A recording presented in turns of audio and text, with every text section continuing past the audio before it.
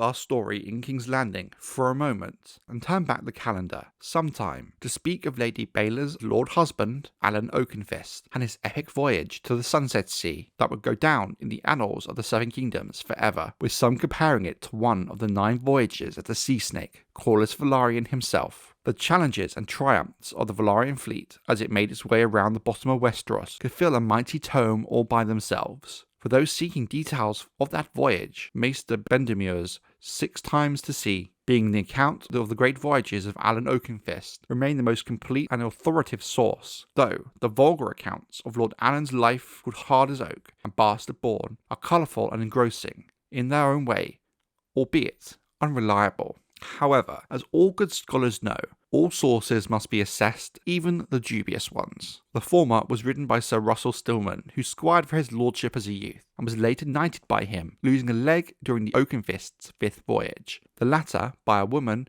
known only as Rue, who may or may have not been a sceptre, and may or may not have become one of his lordship's many known paramours. Alyn Oakenfist displayed considerably more caution on his return to the stepstones than he had upon his previous visit. He had taken his lesson from the hand, Unwin Peak, very well, and saw the point of the hand's position on the matter. Wary of the ever-shifting alliances and studied treacheries of the Free Cities, he sent scouts ahead in the guise of fishing boats and merchantmen to discover what awaited him. They reported that the fighting on the islands had largely died away, with the resurgent Racallio Ryndoon holding Bloodstone and all the isles to the south, whilst Pentoshi sellswords in the higher of the Archon of Tyrosh controlled those rocks to the north and east. Many of the channels between the islands were closed by booms or blocked by the hulks of ships sunk during Lord Alyn's previous attack. Such waywaters as remained open were controlled by Ryndoon and his rogues. Lord Alyn was thus confronted with a simple but difficult choice. He must need fight his way past Queen Racallio, as the Archon had named him, or treat with him. Neither option would be an easy task. Little has been written in the common tongue about the strange and extraordinary adventurer Racallio Ryndoon,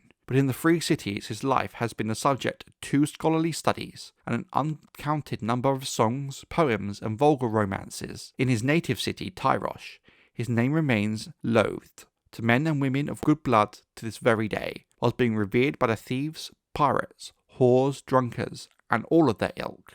Surprisingly, little is known of his youth, and much of what we believe we know is false and contradictory. He was 6.5 feet tall, supposedly, with one of his shoulders higher than the other, giving him a stooped posture and a rolling gait. He spoke a dozen dialects of Illyrian, which suggests he was highborn, but he was infamously foul-mouthed too, suggesting that he had come from the gutters.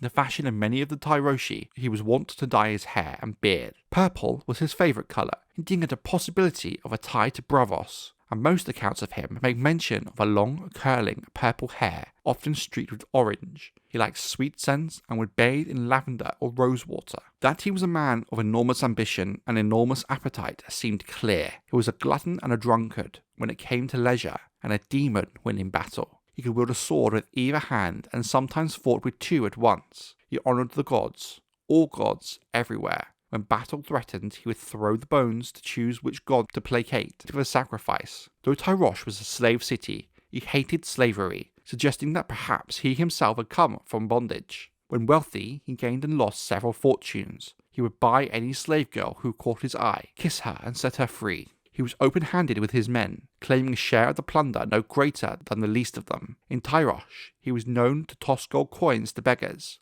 If a man admired something of his, be it a pair of boots, an emerald ring, or a wife, Racallio would press it on him as a gift. He had a dozen wives and never beat them, but he would sometimes command them to beat him. He loved kittens and hated cats. He loved pregnant women, but loathed children. From time to time he would dress in women's clothes and play the whore, though his height and crooked back and purple beard made him more grotesque than female to the eye. Sometimes he would burst out laughing in the thick of battle. Sometimes he would swing bawly songs instead. Racallio Ryndoon was mad, yet men loved him, fought for him, died for him, and for a few short years they made him a king. In In 133 AC, in the Stepstones, Racallio was at the height of his power. Alyn Velaryon could perhaps have brought him down, but it would have cost him half his strength. He feared he would have need of every man if he was to have any hope of defeating the Red Kraken. He therefore chose to talk instead of battle, detaching his Lady Baela from the fleet. He sailed her to Bloodstone beneath a parley flag to try and arrange passage for his ships through Ryndoon's waters. Ultimately, he succeeded,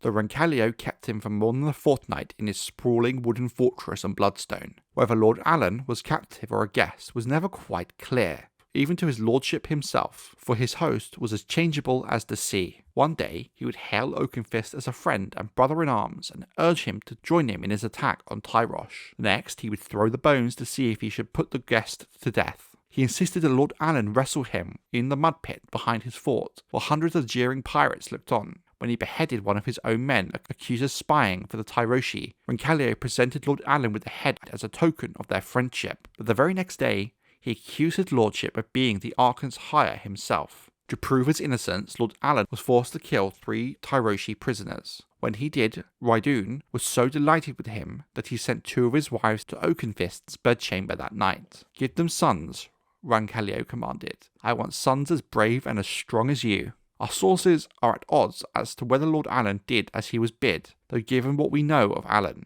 it surely would have been a possibility he did. In the end, Ryndoon allowed the Velaryon fleet might pass, for a price. He wanted 3 ships, an alliance written on sheepskin and signed in blood, and a kiss. Oakenfist gave him the 3 least seaworthy ships in his fleet, an alliance written on parchment and signed in Mace's ink, and a promise of a kiss from Lady Baela should Racallio visit them on Driftmark. That proved sufficient. The fleet sailed through the Stepstones. More trials awaited them, however. The next was Dawn. And in truth, it was Dawn that could prove to be more of a threat to Alyn than the petty pirate king on the Stepstones.